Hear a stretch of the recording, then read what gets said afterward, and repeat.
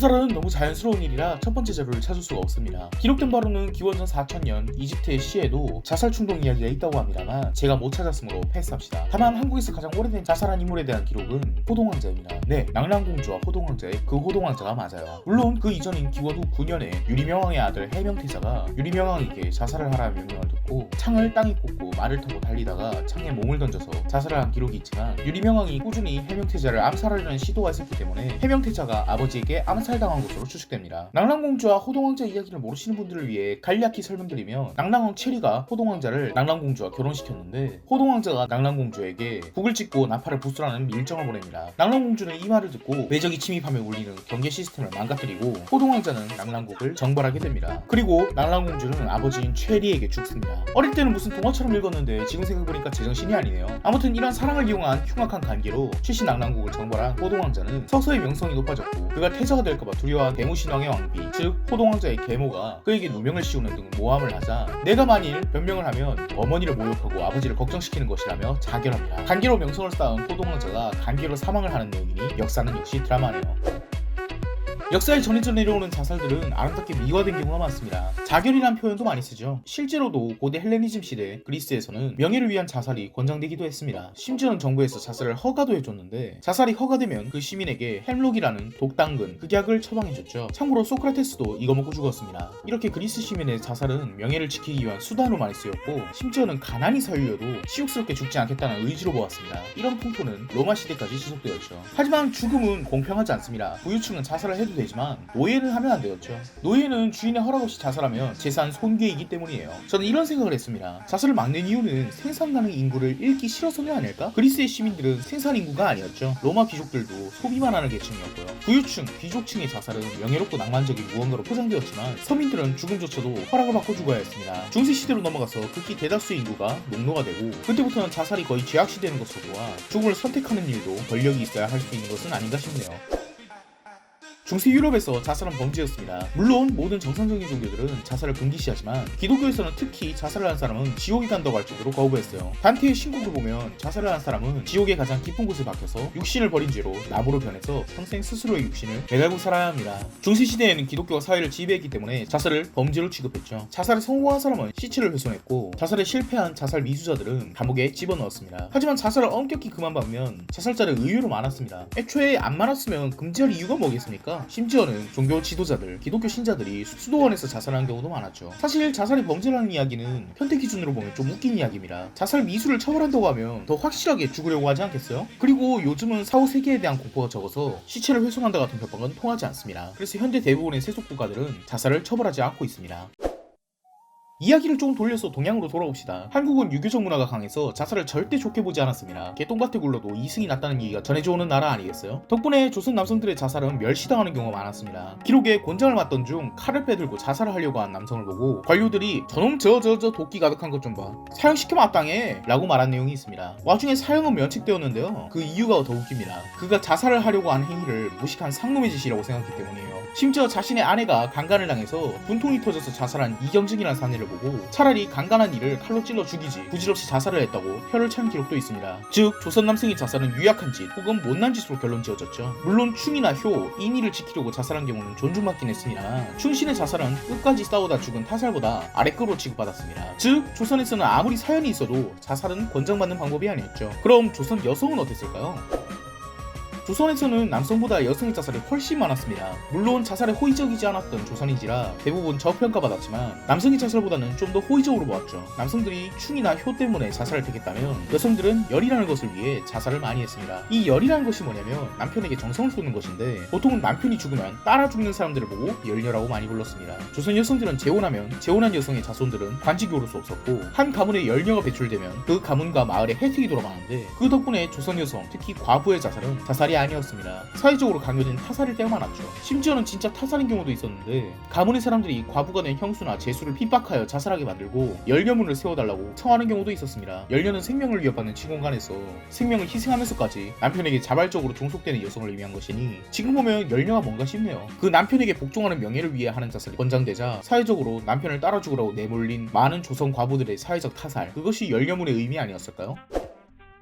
여성 이야기를 한 김에 조금만 더 해보죠. 1931년 4월 8일 영등포역에서 두 여성이 열차에 몸을 던져서 목숨을 끊었습니다. 평범한 동반자살 이야기일 수도 있는데 두 여성의 자살은 뉴스에 대서특필되었죠. 그 이유는 물론 둘의 신분 때문입니다. 국내 최초로 의사면허를 받은 세브란스 의학교 교수 홍석후의 딸이자 음악가 홍남파의 조카인 홍옥임, 그리고 종로의 대형 서점인 더 큰 서림의 주인 김동진의 딸 김용주, 둘의 동반자살 사건이었기 때문이죠. 더 충격적인 것은 그 둘의 자살 이유였습니다. 이 사건을 이해하려면 일제강점기 조선의 신여성 문화를 이해해야 하는데, 당시 교육을 받는 지성인인 신여성과 시골에서 과거 조선의 삶을 그대로 사는 구여성이 있었죠. 신여성들은 자유연애를 지향하고 페미니즘을 공부했으며 외국 여성같이 자유로운 연애를 하는 것을 갈망했으나 여고이기 때문에 근처에 남성이 없고 약혼자랍시고 껄떡대는 남자들은 전부 구시대적인 무지렁이들이었으니 신여성들 눈에 차겠어요? 덕분에 신여성들은 동성연애를 대안적으로 선택했습니다. 보통은 같은 고등학교에 다니는 상급생, 하급생들끼리 연애를 했기 때문에 서로를 X자매라고 부르는 은밀한 연애를 했었죠. 새로운 시대와 과거의 규범이 섞여있는 아노미 상태에서 자유연애의 환상과 고전적 삶에 묶인 현실, 그 사이에서 방황하던 신여성들에게는 기묘한 동성애 풍습이 있었던 거죠. 현재의 페미니스트들이 남성 혐오 때문에 대안적으로 동성애를 하는 것과도 유사합니다. 1929년 김용주와 홍옥임은 동덕여고의 동문이었는데 당시에는 서로 친하지 않았으나 훗날 김용주가 이런 식의 결혼을 하고 고된 시집살이와 철없는 남편으로 인한 고독으로 고통받는 와중 기혼자라서 학교로는 복학도 할 수 없고 남편은 방탕해서 밤마다 홍등가를 찾으니 김용주의 삶은 고통 그 자체였습니다. 홍옥임은 전형적인 모던걸이었습니다. 김용주 외에도 학창시절에 X자매였던 여인들이 꽤 있었고 서양식 집에서 살아오면서도 조선에서의 삶과 괴리를 느끼던 홍옥임은 아버지가 딸뻘인 모던걸 김화동, 허영과 사치의 되는 사이인 원동재 김과 연애를 한다는 소식을 듣고 때마침 그녀의 남자친구마저 그녀를 버리고 떠난 덕분에 홍옥임은 남성에 대한 적개심과 배신감에 차 있었습니다. 게다가 홍옥임은 신여성으로서의 미래에 대한 환상도 고수어졌습니다. 대부분의 신여성들은 자유연애를 하다가 순결을 잃고 결혼은 고사하고 혼자 살거나 부자의 처우로 들어가는 비참한 말로를 가지는데요. 신여성 선배인 원동재 킷이 끽해야 부자인 아버지의 첩질밖에 못한다는 것에 가족과 미래 양쪽에서 환상이 무너진 홍옥임은 일본 연애소설만 줄기차게 읽어댔죠. 김용주와 홍옥임은 우연히 동창 모임에서 만나게 되었고 남성에 대한 배신감과 연애 문제로 마음을 터놓고 이야기할 수 있는 서로는 특별한 신여성 친구였습니다. 서로에 대한 동정심은 곧 사랑으로 발전했죠. 예나 지금이나 동성애자는 이방인입니다. 신여성이라는 이방인, 가족에서 고립된 이방인, 이제는 레즈비언이라는 이방인까지 둘의 사랑이 깊어질수록 현실과는 유리됩니다. 차마 죽어버리려고 해도 남겨질 한 사람 때문에 죽을 수 없다고 생각하는 등 이내 동반자살을 결심하게 되죠. 한 달 뒤 백화점에서 산 블라우스와 스커트를 입고 꽃단장을 한 채 두 사람은 손을 잡고 기찻길로 뛰어내렸습니다. 이 사건은 동반자살 사건이지만 모든 자살은 사회적 타살이란 말이 있듯 두 사람의 자살은 가부장적인 사회와 자유연애가 혼재하던 사회에서 가볍게 연애를 할 수 있으면서도 정절을 이루면 가부장 사회로 돌아갈 수 없는 양쪽의 피해를 여성만이 오롯이 져야 하던 사회적인 피해단이 만들어낸 안타까운 동반자살이라고 볼 수 있습니다. 그들의 동성연애가 대안적이었던 이유도 남성과 연애를 하면 여성은 순결을 잃지만 동성과 연애를 하면 친구라는 명목으로 사회에서 숨을 수 있었기 때문이죠. 개화기 조선의 신여성 사회는 참으로 비극적이지 않나요?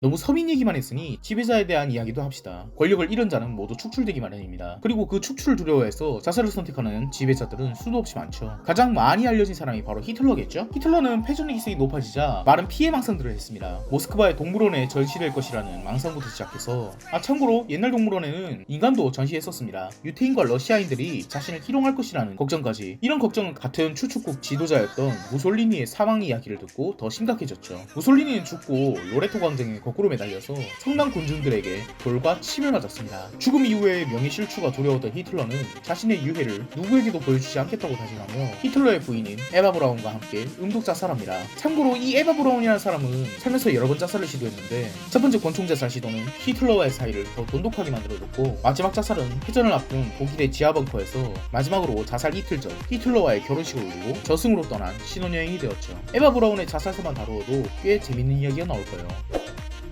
한국에서도 이와 유사한 사례가 있습니다. 이승만의 최측근이자 국방부 장관이었던 이기붕은 자식이 요절한 이승만에게 자신의 아들 이강석을 양자로 삼게 했습니다. 덕분에 이승만 정권의 2인자가 되어 승승장구를 하던 중 이승만이 86세의 고령으로 임기 중 사망할 것을 예상해 이승만의 후계자로서 구도를 공고히 하기 위해 부통령으로 출마했지만 지지율이 영 높지 않아서 한국 역사상 최악의 사건인 3.15 부정선거를 터뜨렸죠. 투표한 바꿔치고 3, 5인조로 투표시키고 야당 청관이 쫓아내고 이기붕의 표 사이에 있는 모든 표는 이기붕의 표라 자살하며 샌드위치 개표라는 희대의 개표 방식으로 정 부통령에 당선되었고, 이 일을 계기로 4.19 혁명이 일어났죠. 이때 이기붕과 아내인 박마리아는 여러 번 자살을 시도했으나 실패했고, 이승만의 양자로 들어간 이강석이 4.19 혁명 9일째이던 4월 28일에 가족들을 모두 권총으로 살해하고 이강석 역시 자살했습니다. 이것이 동반자살인지 이강석의 살해 후 자살인지는 의견이 분분하지만 이기붕이 그 이전에도 자살을 시도했다는 점을 들어 동반자살을 보는 경우가 많습니다. 한국에서 벌어진 히틀러의 최후와 비슷하죠. 또한 재미있는 것은 이 이강석이라는 인물이 이승만의 양자로서 어마어마한 권력을 가졌는데 덕분에 이강석의 사칭 인물이 있었습니다. 이 사람도 이강석이 자살하고 3년 뒤에 음독자살을 했죠. 한국에서는 자살을 한 지도자에게 안타까운 눈빛을 보냅니다. 한국에서 자살을 선택한 대통령으로는 노무현이 있고, 노무현 전 대통령은 뇌물 혐의로 검찰의 조사를 받다가 자살을 택했죠. 좌우 양쪽에서 그의 자살을 바라보는 방식이 다르겠지만 대부분의 한국 사람들은 그가 자살을 하지 않았기를 바랍니다. 한쪽에서는 살아서 죄값을 치르길, 한쪽에서는 살아서 진실을 밝혀서 맞서길 바라지만 어쨌든 한국에서는 자살을 한 사람에게 어떤 일이든 살아서 했어야지라는 시선으로 보는 경우가 많죠. 하지만 일본은 다릅니다. 일본에서는 책임자가 자살을 하는 것이 하나의 관례처럼 되어 있었죠. 현재는 일본이 자살공화국의 오명을 벗을 정도로 자살률 관리를 잘한 편이지만 과거 일본은 카미카제, 반자이 돌격 같은 자살 특공대를 보내기도 했고, 더 이전으로 올라가면 사무라이의 할복과 같은 책임과 명예를 위한 자살이 권장되던 나라였죠. 지가 입으로 하라이꾸라고 말하는 나라답게 기사도에 가까운 명예로운 자살이 규범화된 곳입니다. 무솔리니와 히틀러의 최후에 대해서 이야기를 한 만큼 도조 히데키에 대한 이야기를 하지 않을 수가 없죠. 도조 히데키는 일본의 40대 내각 총리 대신, 즉 일본의 지도자였습니다. 그는 총리로 있던 1941년 12월 7일에 진주만 공습을 일으켰고 태평양 전쟁을 시작했죠. 당시 도조 히데키는 전시 상황이라는 이유로 문부, 상공, 군수, 참모총장까지 역임했는데요. 사실상 독재죠. 일본의 태평양 전쟁에서의 잇따른 패전으로 인해 도조 히데키 역시 위기에 몰렸고, 일본의 원폭이 투하되기 직전 쇼와덴노가 도조 히데키를 경질하고 패전 이후 메가도가 일본을 통치할 때 일본 시민들은 도조 히데키에게 패전의 책임을 져라, 할복해라, 자결해라 같은 수만 장의 편지를 보냈고, 무솔리니의 시체 사진이 보도되었을 때 히데키 역시 겁을 집어먹고 자살을 결심하게 되지만 실패합니다. 도조 히데키는 집에서 칩가던 도중 미국 헌병들이 체포를 하러 들이닥치자 권총으로 자신의 가슴을 쏘아 자살을 시도했습니다만 미국 의료진의 구조로 살아나게 됩니다. 이 사건에 대한 일본인의 반응은 매우 냉담했습니다. 왜냐하면 도조 히데키는 포로가 되느니 죽음을 택하라는 전진훈이라는 걸 발표했는데, 지가 발표한 전진훈을 시도 못 지킨다고 비웃음을 샀고, 도조 히데키가 자살을 실패한 직후인 9월 12일에 일본의 육군 대신인 스기야마 하지메 원수 부부는 자살을 했기 때문에 자살도 제대로 못하는 추태를 부린다고 더더욱 심한 비난을 받았죠. 심지어는 적국이었던 미국의 메가더에게 도조를 사형시켜달라고 편지를 한가득 보냈을 정도입니다. 1945년의 일인데 아직도 그가 자살을 못했다고 구구 정치인이 이시하라 신타로가 비웃을 정도였습니다. 도조 히데키는 이후 전번 재판을 받고 군인답게 총살로 죽고 싶다고 말했으나 전범에게는 교수형이 더 어울린다는 이유로 교수형으로 최후를 맞이합니다. 한국에서는 일본의 전쟁으로 인한 피해보다 나라를 빼앗긴 피해가 더 크기 때문에 이토 히로부미를 대부분 주적으로 생각하지만 도조 히데키는 전 세계적으로 태평양 전쟁을 일으킨 전범답게 매우 나쁜 대접을 받는 데다가 자살을 못했다는 이유로 자국에서도 까이고 있으니 그의 최후는 역사의 코미디가 아닌가 싶네요. 사실 자살에 관한 이야기를 20개 정도 준비했는데 분량이 너무 많아져서 역사편과 문화편으로 나누기로 했습니다. 다음 문화편도 봐주시길 바라면서 끝까지 봐주셔서 감사합니다.